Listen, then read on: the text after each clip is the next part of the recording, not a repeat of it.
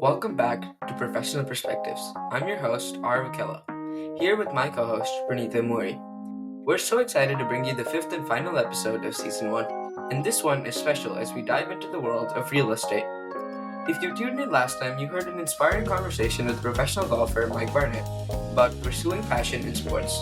Today, we're shifting gears to explore a career that's all about helping people find their dream homes. That's right, Arav. Our guest today is Blair Ballin, a highly experienced Phoenix-based realtor who has been in the industry for over 23 years. Mr. Ballin's journey into real estate began with a less than ideal first home buying experience, which inspired him to dedicate his career to making the process smooth and stress-free for his clients. Mr. Ballin's passion for family, real estate, and community shines through everything he does. He's not only a top-tier realtor, but also the founder of the thriving Living North Phoenix community. We're looking forward to learning about his journey, his tips for success, and how he's built such a strong connection with the Phoenix community. Mr. Ballin, welcome to Professional Perspectives. It's a pleasure to have you here. Thanks for having me on. So, what motivated your transition into real estate after your home buying experience? So basically, I bought my home, and the realtor that I had really, I felt, did a horrible job and didn't represent me as I would have liked. So it was at that time or shortly thereafter where basically I was like, well, if he did that, I know I can do it, and I don't want that to happen to other first time buyers. So basically, started the journey of getting my license, and probably a year or so after I bought is when I got my license and then started in the business. So, starting out in the business, what were some of the biggest challenges for you? What did you face as a new realtor, and how did you overcome these challenges?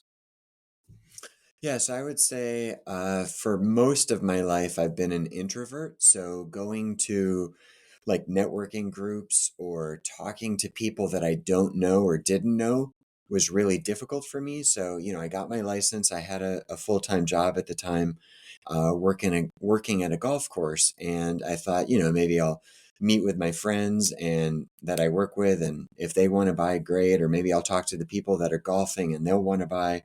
But it wasn't that easy because then, are you stepping on any toes by asking them if they want to buy when you're working there and all that kind of thing? So the struggles I had were lead generation, trying to find leads and people to work with. And then whatever I got at that time, then, you're inexperienced, you're new. And this is 25 years ago, even though the internet was around before really the internet took off, is just figuring out how to get in front of people to have them trust you, know you, like you, and just trying to find people to work with was probably the biggest thing. Yeah, so compared to when you first started and now that you have 2 decades of experience, how has the real estate industry changed since when you first started? Drastically, a lot of changes. So, I mean, I know a lot of industries out there have changed quite a bit, but as an example, the internet, when I started, it was very common to advertise in newspapers, magazines, um, print material. And now mostly everything is online. So whether that's social media or something like a Google, trying to figure out how to blend into the masses of realtors that advertise there and market there. Um, a lot of my business has been through what we refer to as cold calling. So just picking up the phone and making calls to people that we haven't spoken with before to let them know that I am a realtor, or they clicked on an ad or whatever.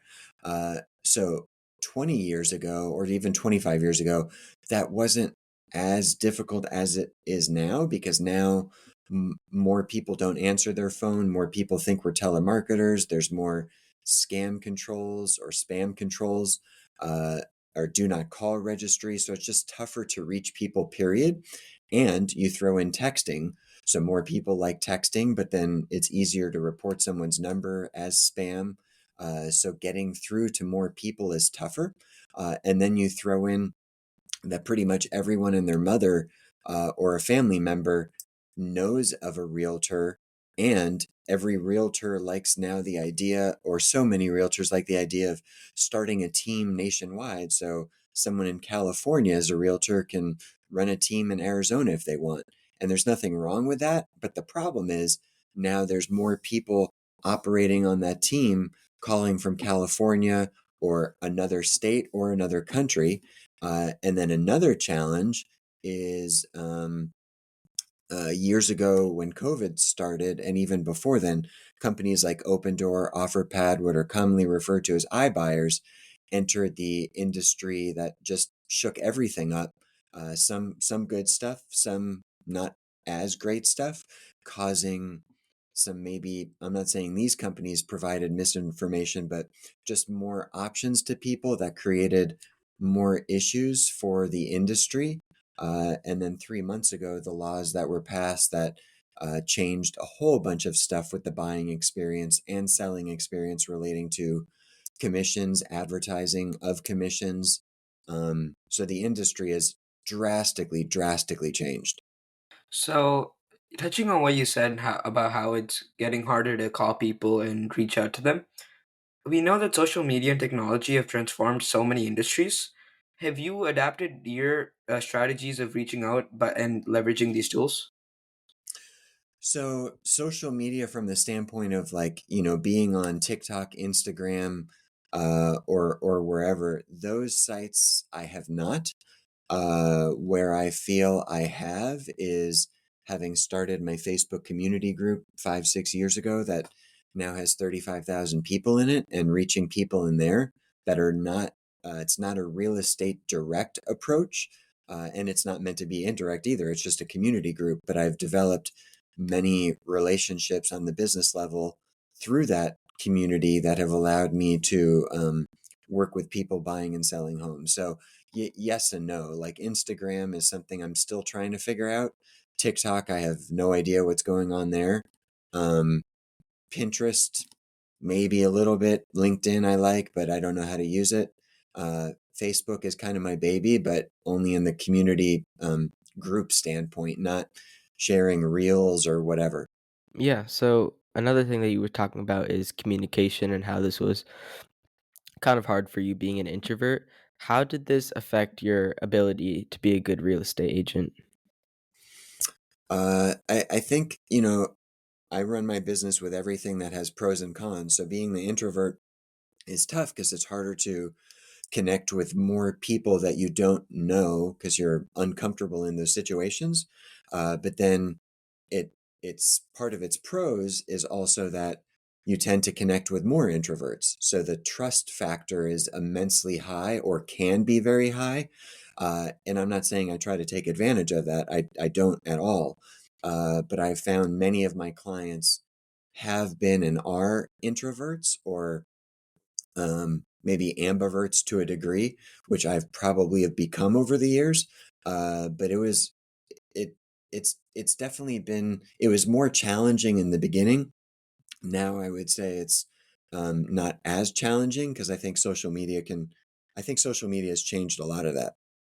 So, you said that you decided you wanted to take part in the real estate industry because you didn't really enjoy your first home buying experience.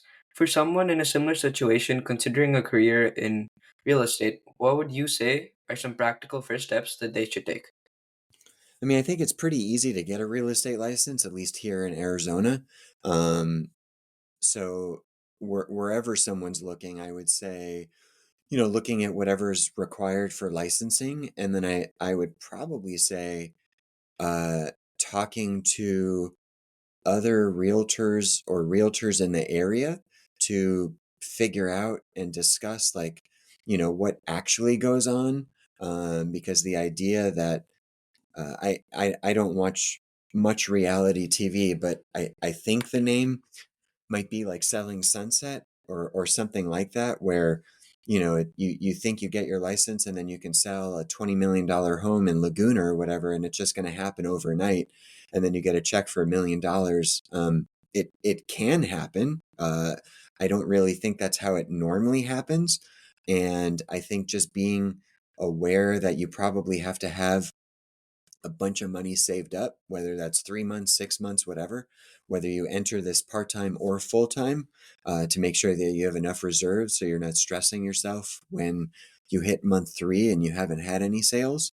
And then try to just learn from whoever you think is the best in the area at being a realtor, to hear from them what their experience, what their challenges have been, because the successes are great, but it's really the challenges that will be more, I would say, rewarding to know this is what happened, this is how I overcame it, and then here I am. Yeah, and along with this, are there any other common misconceptions about this industry that you would like to address? So I would say that, you know, you a lot of people think like you get your license, you enter the business, your phone's just going to ring or your inbox is just going to be flooded with DMs. It can happen, and it has happened to some realtors. Again, that's not the norm. So I think the misconception of, you enter the business and those things happen is probably at the top of the list.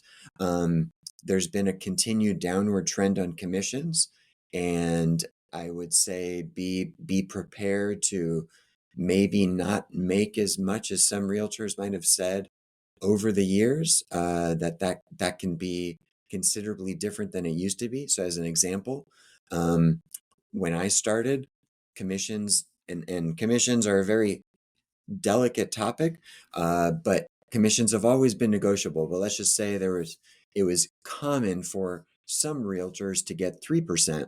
Uh, let's just say when I started, the average home price was 150 grand, so $4,500. Now the average price here in Phoenix, it's not this exact number, but just say 500 grand, might be closer to 2%. So yes, the commission amount is higher, but the percentage is lower. So just being aware that, yeah, the amounts might be higher, but expenses could be higher too. So there's so many things that just go into it to uh, ensure success. But I would definitely treat it and be aware that it is a business. Businesses take time. Could take 2 years before you really start truly seeing a profit. Nothing wrong with having a side hustle, driving for Uber or Lyft or whatever, or a second job, and trying to develop more connections along the way. So you talked about building connections and networking. How would you say networking with other agents and vendors has contributed to your success? So because I'm a little bit different, I wouldn't say it's high at the top of the list.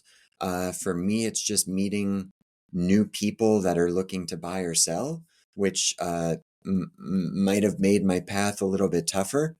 But meeting with industry people, whether it's lenders, title companies, attorneys, in some states, it's a attorney state, not title state, but even divorce attorneys, probate attorneys, all that stuff could, in theory, through networking and other realtors. I guess you guys asked me, and I skipped over this, is just because there might be 50,000 realtors in my area, which there are, um, not networking with them on a higher level could absolutely negatively impact my business, from the standpoint, maybe there's a time I have a client looking for something and I know there's an agent that works in that area. If I'm friends with them because I grabbed a beer with them or whatever, maybe there's an opportunity one time where I could text them and say, hey, do you have a listing coming up in the area? And that could greatly serve my client. So networking within the industry, and out, definitely has its place.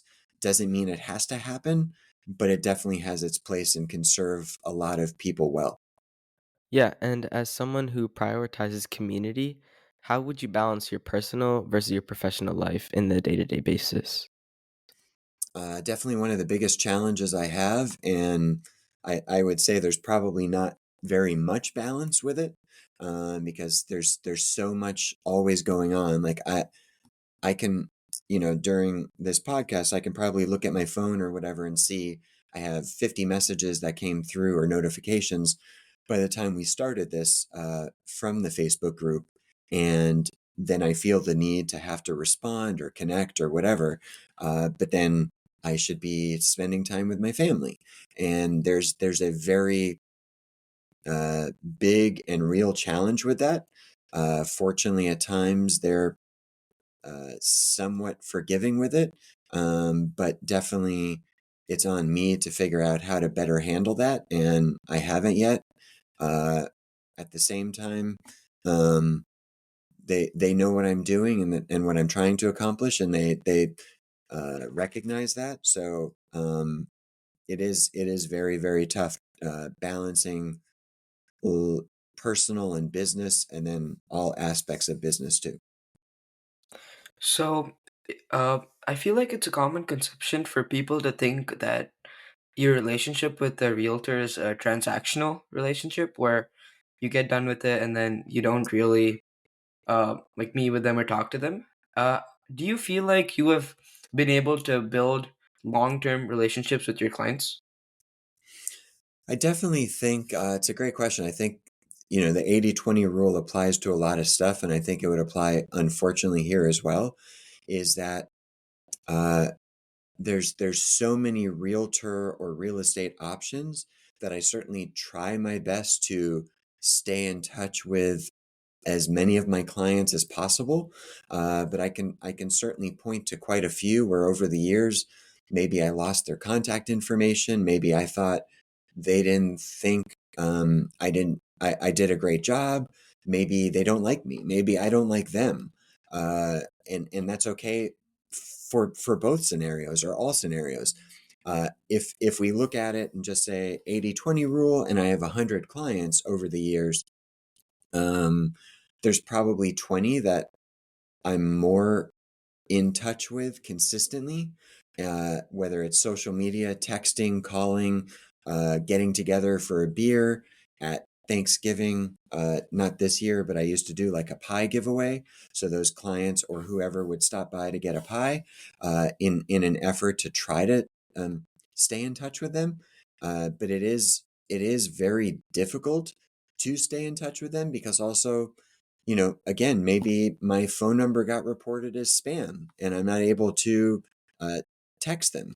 Maybe I try to call them, but they're at work, they don't answer, I don't leave a voicemail, and then they don't call back. So it is very difficult. It's a challenge that as an industry, I know many of us are trying to correct for different reasons or multiple reasons.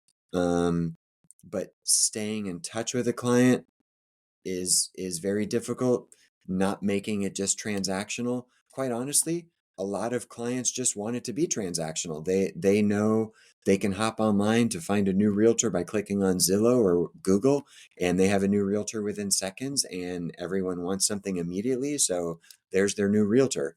And they maybe weren't shown the value the first time around, but that's also their right. So it's social media and the internet have changed a lot of stuff, good and bad. Mhm. Yeah, so how do you approach, let's say, tough negotiations? Even though you want to keep your clients' interests at heart, how would you approach the more tough negotiations? So I've always thought negotiations in real estate, maybe I'm very different than other realtors, isn't as apparent as many people think. Meaning, if you have a seller that's selling a home and a buyer goes with me as their agent, we found the home, and let's just say the price of the home is 500 grand and it's worth 500 grand. Uh, and let's just assume it's a regular market. Um, they're probably going to go in and have to probably pay pretty close to that 500 grand. Where the negotiations might occur is maybe there's a couple inspection items that have popped up that are worth asking for, and you try your best to get. I would say ultimately, to me, the best negotiator in real estate is accomplishing what the buyer and seller are looking to do and doing your best to make that happen. And if that means coming out of pocket a little bit to, give the $1,000 credit that the seller wasn't willing to do, uh, I think it's less about the negotiations and more about accomplishing the goal or goals. Um, that doesn't mean I don't negotiate hard for my clients. It just means, you know, if you offer 475 and the seller's stuck at 500, there's really not much you can do. Like it's going to end or not. Can you counter at 485 and hoping that they're going to come down? Sure. But if the seller doesn't, it's not like they're obligated to sell it for less.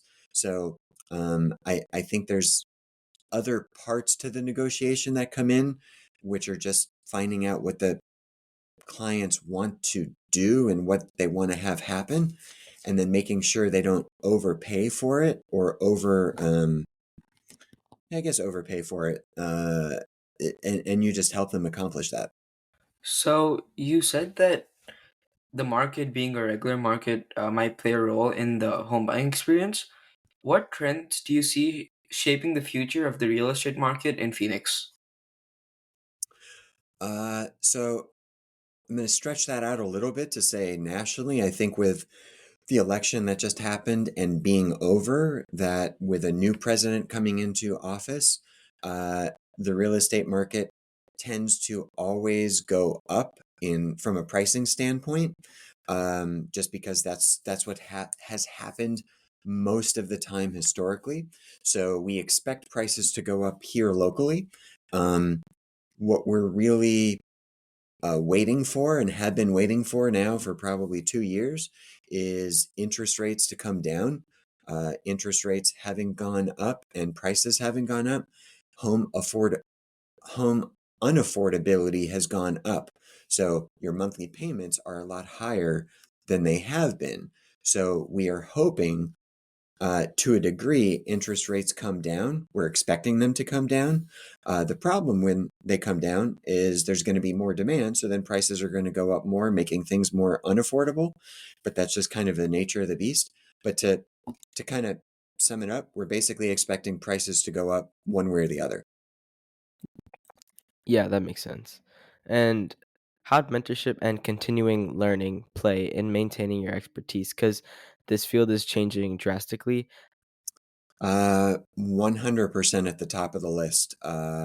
Whether it's the top one or top two, having the right mentor or mentors, coaches, being aware of trends both globally, nationally, and locally, so extremely important from every standpoint. Whether it's the latest things on how to take care of yourself as a person, take care of your clients, the trends that affect selling. So, the listing or home that I have for sale, what are the best things to be doing right now?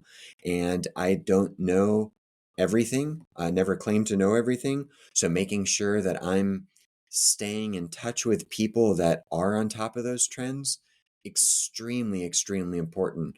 And attending, if you can go to uh, live coaching events, fine. But if you can do Zooms, podcasts, following agents or marketing people on social media to stay on top of trends, massively important. And I do my best to do that. Certainly not perfect, but try to stay around people that I feel are the best of the best.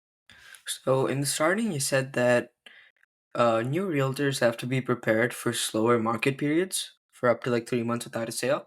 How do you stay motivated during slow market periods? Extremely tough challenge that is always difficult. I think the things that I've learned over the years are, developing a morning routine is very powerful and can be very powerful.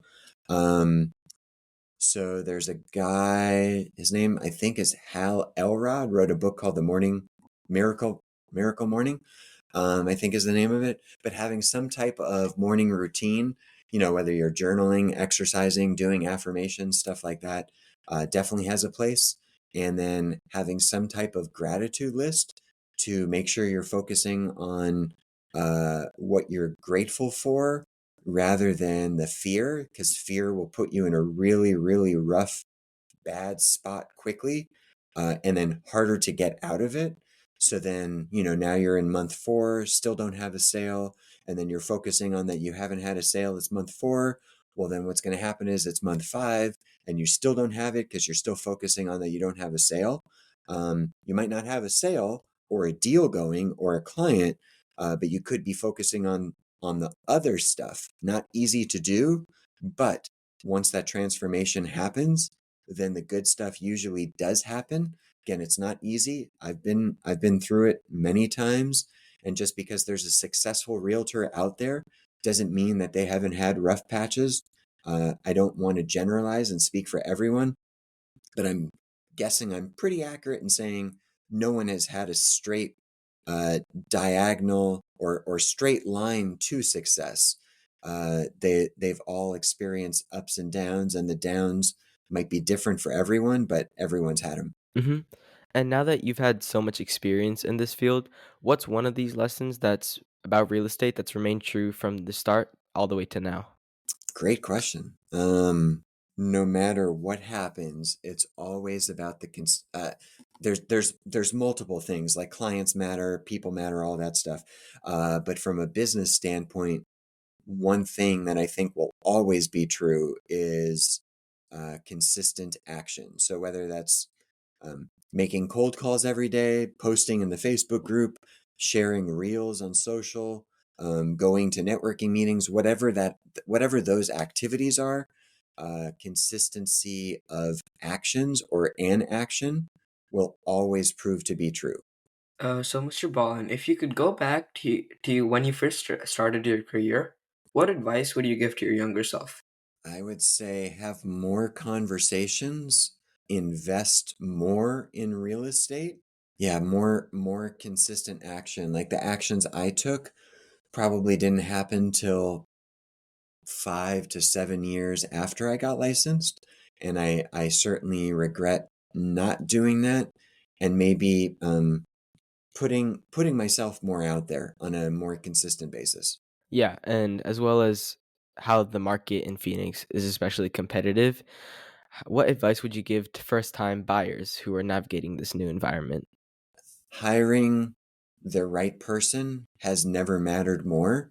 There's so much misinformation, so much incorrect representation or misrepresentation, more than I've ever seen. So many options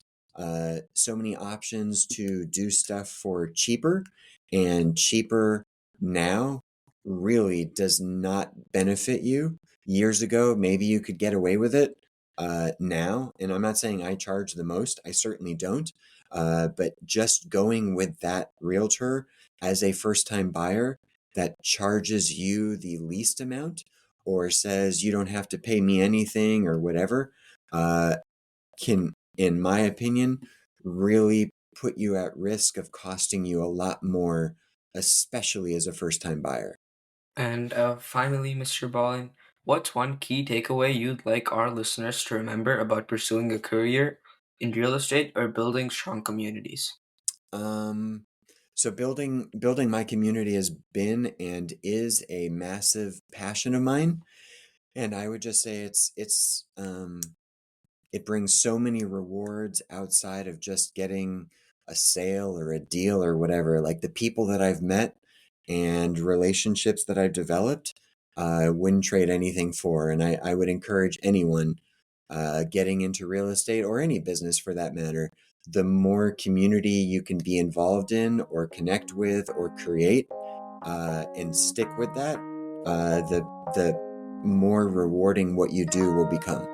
Mr. Ballin, thank you so much for joining us today and sharing your insights into the world of real estate and community building. Your passion for helping people and your dedication to creating positive experiences truly stand out. We know our listeners will find a lot of value in what you've shared today. For our listeners, if you're interested in real estate or looking to connect with a trusted professional in the Phoenix area, be sure to reach out to Blair Ballin. And as always, don't forget to subscribe to Professional Perspectives for more inspiring conversations. We'll see you in our next episode where we'll kick off season 2 with another incredible guest. Until then, keep striving for your professional perspectives. Thank you all for tuning in and see you in season 2.